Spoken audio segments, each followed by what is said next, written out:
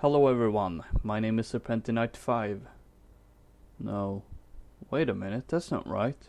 Oh no, I didn't.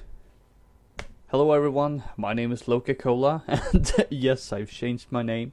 I decided to do it since, well, it's possible, and, well, this name worked, unlike when I tried to create this account.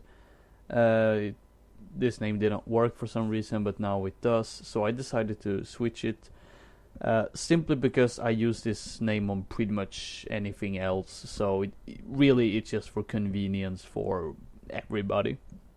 So I know I'm a few days late, but I haven't really had much time. But now, in this video, I wanted to talk about my thoughts from the Star Wars Battlefront beta that, as I just said, ended a few days ago. And before going into what I thought from this game, I would just like to point out that the original Star Wars Battlefront games were a huge part of my childhood. So I'm coming from that direction, I suppose. So I have like a history with the earlier Battlefront games. I have my expectations set because of them, as well as what I'm expecting from a new developer. Now, I know it's DICE, so they're not exactly new. I mean, they have done, obviously, the Battlefield series, which Battlefront has, drawn some inspiration from, if I'm being generous. Really, they were clones. Don't try to argue against me on this one. They were fucking clones. Basically, my expectations from the earlier games combined with what I expect is from a different developer that has a different philosophy when it comes to game design and different experiences. So, without further ado, I'm really excited for this game. But I'm also a bit skeptical, kind of because of where I come from as far as, where my expectations go. So I have been a little bit worried, not because I don't think DICE is a great choice, because they are the perfect choice for this game. It's just that considering, well, EA, I don't have a lot of trust for them, so that's kind of my problem, really. But let's start with easily the best thing about this game, and that is the I can't fucking pronounce it. It's how great. It's great, but like how close it feels to the actual movies, because like between the phenomenal graphics, the amazing sound, and the voice acting, although it's kind of meh, but like all these three together really blend in together nicely and really gives us a great Star Wars experience. Like I'm trying to look back at every Star Wars game I played, and I don't think anything has managed to have this See, I can't fucking pronounce it. Like how close it really makes you feel like you're in a battle from the movies, and that's something I don't think the previous Battlefront games has done to this extent, at least. I mean, they have done some pretty good job with portraying the battles, making you feel like you're part of something from the movies, but not on the scale that the DICE has done. And that is something I'm really excited to see and really happy about. Of course, that's more the graphical and tactical aspects, and as much as great as they are, it won't matter in the long run if the overall game in itself isn't that great. Luckily, I really enjoy the gameplay. Feels very fluid. You can definitely tell that DICE has drawn a lot of inspirations from Battlefield, but that was kind of inevitable, since that's what their main expertise lies on, and well, Battlefront, as I said, again, to put it nicely, has drawn a lot of inspirations from Battlefield, so it only makes sense, really. But at the same time, I also feel that they managed to diversify the game well enough, so that even though it does feel a lot like kind of like a Battlefield game, it also feels like its own little thing, actually. And I think it's and it's partly because of a few reasons. One, obviously, it's fucking Star Wars. There's a big difference between like automatic rifles and blaster rifles, fighter jets against starfighters, and then having like big giant AT-AT walkers going around on Hoth. I mean, that I think is one reason enough, really.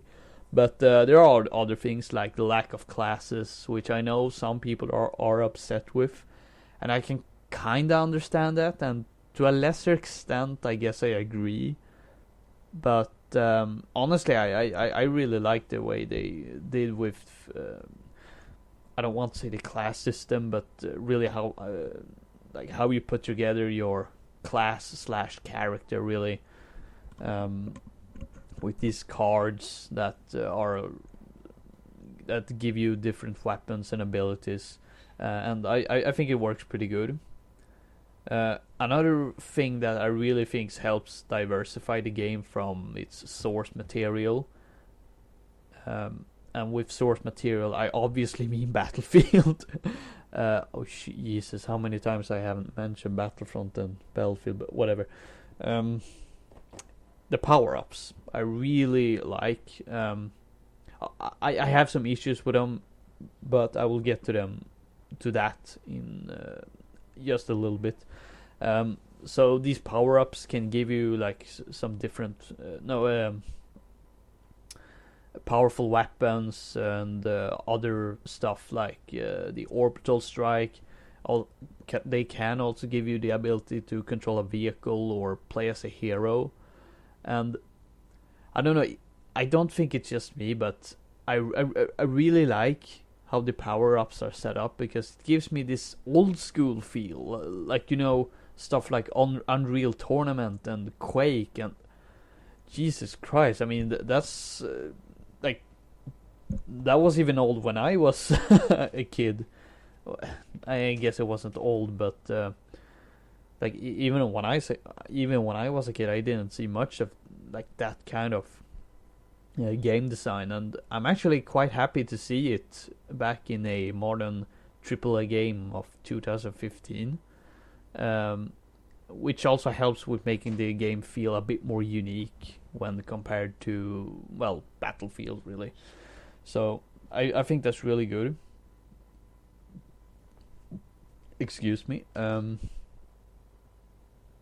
Let's see. I said the gameplay is really good. The controls are solid, fluid. The gunplay is really great, and overall it just feels great. As far as playing heroes are concerned, I don't have much negative to say about them. I mean, they are very powerful, but that is to be expected. With their powerful abilities, at least with Luke Skywalker and Darth Vader. I'm not sure how well it will go for other heroes or villains or whatever, like Boba Fett, which is the only one other that I know is confirmed. I think Han Solo and Princess Leia have. I don't remember if they are just being rumored to be in the game, or if they've actually found the source codes for them in the beta. I don't remember exactly, but for them, these types of heroes, they probably won't be as powerful, but that is to be expected. I mean, you can't really argue against a lightsaber. And I mean, to be fair, that was kind of how it was in Battlefront 2 to begin with. Anyway, if there's one thing I really like about the heroes in this game compared to Battlefront 2, is the fact that killing enemies doesn't give you more health or time or whatever the hell you want to call it.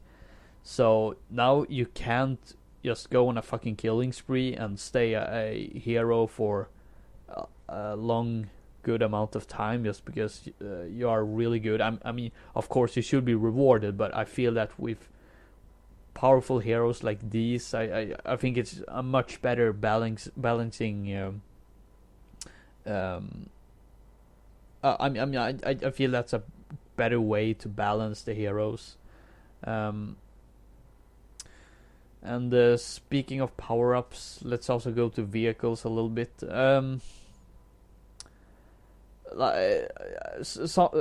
Several people have complained that you pick up a power-up instead of going to the vehicle and jumping in itself. And honestly, I'm not sure what I think of it, because, I mean, on one hand, it makes the action feel a lot more concentrated towards the actual battlefield instead of having players run away from it to find a vehicle. But on the other hand, it's very exciting to jump in a TIE fighter or X-Wing and lift from the ground. So I definitely kind of miss it, but at the same time I also like the fact that it makes the action feel more concentrated. And speaking of flying, well, it fucking sucks, really. I think I'm swearing too much now come to think of it, but whatever. Yeah, the flying is not good. No. I suppose there's a bit of getting used to it, but like the way the controls work, that it's just awkward to fly one of these things. Like, you basically control the ship with the right stick, and that's kind of it. Then you have like the D-pad for doing evasive maneuvers, and it's like a weird variant of dogfight mode from a certain flight game. And I'm not really sure what to make of it, but I don't know. The controls for the spacecraft or space fighters really isn't that great. And I don't know, it may be a bit late to improve these, so I don't know, but this is certainly a big flaw I had with the beta. And let's talk a little more. Let's talk about the content that was provided with the beta. Now, it did get a little bit stale, and I got a bit tired of it, but at the same time, I mean, we got to try 3 game modes and 3 different maps. I mean, of course, you're going to get a bit tired of that. So it won't something I hold. I won't hold this against the game, especially not that ever since the beta ended, and I've seen like the amount of game modes that are present both in multiplayer and missions, which by the way is single player. It's not a campaign with a story, but it's single player, and I think this thing is a hell of a much better choice than having to play through a 4 to 5 hour long single player campaign that is painfully obvious it was just shoved there. Totally not. Let's drop it. It doesn't even have to do what I'm going to say anyway. So yeah, we got to try out Walker Assault on Hoth, Survival. No, wait. Yeah, it was right. Survival on Tatooine, and shit. What was the last game I'd call? Shit, I don't remember. Drop Zone or something like that on Solist. And like survival was kind of fun. It was very easy, but then again we only had the normal difficulty, and it ends after 6 waves instead of 15, I believe. So we don't get to see like a full survival match, but I like what I saw. Definitely. Drop Zone, I believe it was called. That was pretty fun as well. I mean, I don't have much to say about that either, since I mean it was fun. It's fairly fast paced, although there were a lot of moments where it really felt slow. But I think that was not really because of the game mode, and more because of how the others played, really. And then we have Walker Assault. Yeah, that one. I got the best Star Wars feel from this, but it was too unbalanced. Now I've seen plenty of people try to make the argument that it's supposed to be unbalanced or that it's not unbalanced, and I mean they're not completely wrong, since I've only seen one game where the rebels won, but there are ways for them to win. But that's not the problem. The problem is not that they have options to win, and therefore it shouldn't count as unbalanced. The problem really is that one, the spawn points for the rebels suck, especially at the second set of the objectives. I've also forgotten what they're called, since it's way too easy for the Imperials to lock the rebels inside their base. But really it just boils down to that in order to win, the rebels have to put in a lot of work, whereas the Imperials, they can just face roll on the keyboards, really. I mean, like, for the Imperials, they can afford to die, but the rebels can't. So I think that's the problem. Not so much that the rebels have fairly powerful ways to take out the AT-ATs. No doubt. I mean, with snow speeders and orbital strikes, although that kind of relies very much on luck and people not messing up with the flying, which is certainly possible. But I mean, really, the Imperials have to work a bit more. And I really think that's the problem, really. But anyway, I'm kind of running out of footage. I should probably end this right now. To summarize, like the flaws that the problems I have with the game really boils down to the unbalance of Walker Assault, but that has been acknowledged by DICE, so that's good. And the controls for the space planes, but that's really about it. Other than that, I'm actually more excited for this game and less skeptical. So I suppose that's a good thing. But yeah, so I'm probably going to get this game. I'm not exactly 100% sure, but I'm probably going to get it. And I hope you enjoyed this video. I hope you also enjoyed the beta, and I will see you guys some other time. Have a good night or day, depending on where you live. Bye bye.